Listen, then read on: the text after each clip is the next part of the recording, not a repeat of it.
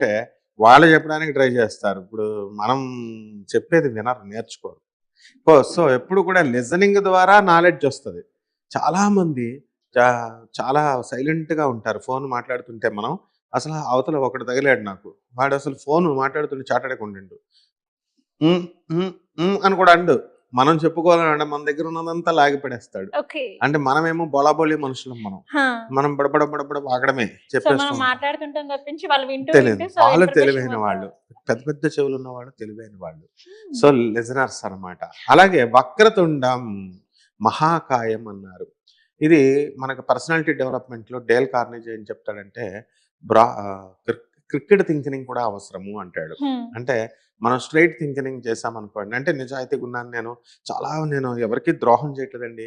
కానీ నాకు అందరూ మోసం చేసేస్తున్నారండి అనే జనం చాలామంది మనకి తారసపడుతూ ఉంటారు. దానికి కారణం ఏంటంటే ఒక టేకు చెట్టుని మనం పెంచినప్పుడు స్ట్రెయిట్‌గా పెరుగుతుంది. అప్పుడు కార్పెంటర్ ఏం చేస్తాడు, ఇంకో చెట్టేమో వంకర టింకరలుగా ఇలా ఇలా తిరుగుతుంది అవును. క్రికెట్‌గా. అప్పుడు కార్పెంటర్ వచ్చి ఏం చేస్తాడంటే ముందు స్ట్రెయిట్ చెట్టుని నరికి పడేయమంటాడు వెంటనే. వేసేయదాన్ని అంటాడు. ఎందుకని పెద్ద తలుపొస్తది. హ్మ్. పొడుగు తలుపు. ఎంత చెక్క వస్తే, ఎంత ఇంచుల చెక్క వస్తే, లెంత్ చెక్క వస్తే అంత మంచిది వాడికి బేరం. ఓకే. కాబట్టి స్ట్రెయిట్‌గా ఉన్న వాళ్ళని ఏసి పడేస్తది ఈ సమాజం. హ్మ్. కాబట్టి అలా ఉండకూడదురా! కనీసం cricket thinking by hook are క్రుక్ అంటారు అందుకనే. హ్మ్. ఏదైనా అవకాశం వచ్చినప్పుడు మనం ఉద్యోగం అన్నా ఏదైనా బై హుక్ ఆర్ క్రుక్ తెచ్చుకోవాలిరా చదువైనా. గురువులను కాకాపట్టి సామధాన భేద దండోపాయాలనేది అదే అన్నమాట. అంటే ఓకే. డబ్బులిచ్చో అస్తమానం ఫైటింగ్‌కెళ్ళిపోకూడదు. ముందు హ్మ్. డబ్బులిచ్చో, లేకపోతే రాయబారం చేసో, ఏదో ఒకటి చేసి అట్లా కొంచెం నిదానంగా. నిదానంగా. ఇది వినాయకుడిని ద్వారా మనం నేర్చుకోవాల. ఓకే. నెక్స్ట్ ఏంటంటే ఇంక అన్నీను. స్వామివారేంటంటే ఇది, అది అని లేదు. అండ్ వినాయకుడు ఎంత గొప్పవాడంటే హ్మ్. కాన్సంట్రేషన్‌కి, ఓకే.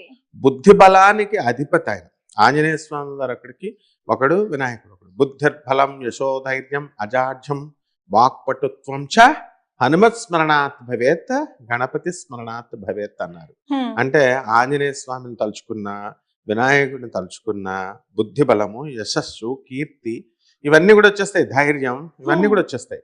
మనకి వినాయకుడిని తలుచుకుంటే ఎంత గొప్పగా వచ్చేస్తుందంటే ఇక మనకి బుద్ధిబలం వికసిస్తుంది. ఆయన తల్లి అయినటువంటి గౌరీదేవే ఆయన సలహా అడుగుతుంది.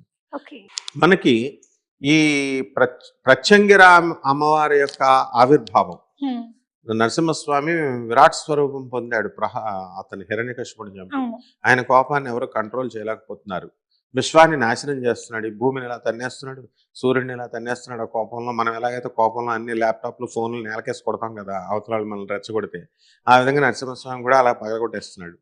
అటువంటి టైంలో మరి మనకి ఇతని కోపాన్ని కంట్రోల్ చేయడానికి పరమేశ్వరుడు వీరభద్రుని పంపుతాడు. హ్మ్. వీరభద్రుడు కూడా కంట్రోల్ చేయలేకపోతే సాక్షాత్తు పరమేశ్వరుడే శరభేశ్వరుడిగా వెళ్ళి, అంటే ఇప్పుడు మనకు కోపం వచ్చిందనుకో, మనకంటే కోపిష్టోడిని చూస్తే మనం కొంచెం తగ్గుతాం. అవును. అలా అసలే కోపంలో ఉన్న నరసింహస్వామిని ఈయన ఒక శరభేశ్వరుడు ఇంకా కోపిష్టోడు వచ్చేసరికి కొంత తగ్గడానికి అవకాశం ఉంటుందని వెళ్ళాడు. అయినా కంట్రోల్ కాకుండా వీళ్ళిద్దరూ కొట్టుకునే స్టేజ్‌కి వస్తే హ్మ్. అప్పుడు దేవతలంతా అమ్మవారిని ఇంక నువ్వు ఇంటర్ఫియర్ అవ్వాల్సిన సందర్భం వచ్చింది ఓకే.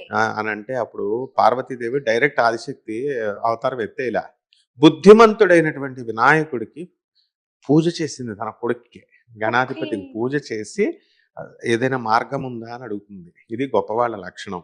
అప్పుడు ఆ వినాయకుడు ఏం చెప్తాడమ్మా, నరసింహస్వామి కోపాన్ని ఎవరు కంట్రోల్ చేయలేరు.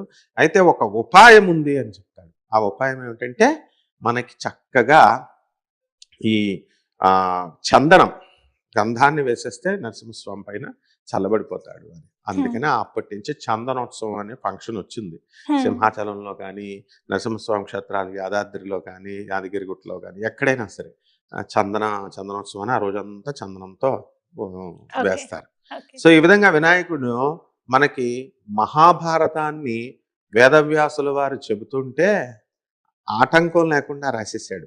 ఓకే. అవసరమైతే మధ్యలో పెన్ను ఇరిగిపోతే తన దంతాన్ని విరిచేసి పూర్తి చేశాడనమాట. ఓకే. వేదవ్యాసుడు కండిషన్ ఏం పెట్టాడు? నేను భగవద్గీత డిక్టేట్ చేసుకుంటూ వెళ్ళిపోతాను. అదే అన్ని మా ఓహ్! నేను చెప్పుకుంటూ వాదాలు, వెళ్తా. ఆ! పురాణాలు అన్నీను. హ్మ్. నేను మధ్యలో నన్ను క్వెషన్స్ అడగకూడదు. రెండోసారి చెప్పమని అడగకూడదు. తర్వాత మధ్యలో ఆపకూడదు. ఇలాంటి చాలా కండిషన్స్ పెడతాడు. హ్మ్. ఎవరు నచ్చరాయనకి. ఆయన కండిషన్స్‌కి అందరూ భయపడిపోయి ఎవరు రారు. ఏ దేవుళ్ళు గూడా. హ్మ్. అప్పుడు శ్రీకృష్ణ పరమాత్మ ఏం చేస్తాడంటే, వినాయకుడిని రికమెండేషన్ చేస్తాడు. ఇప్పుడున్నట్టే రెఫరెన్స్‌లు ఉద్యోగాల కోసం అప్పుడు కూడా శ్రీకృష్ణ పరమాత్మ రెఫరెన్స్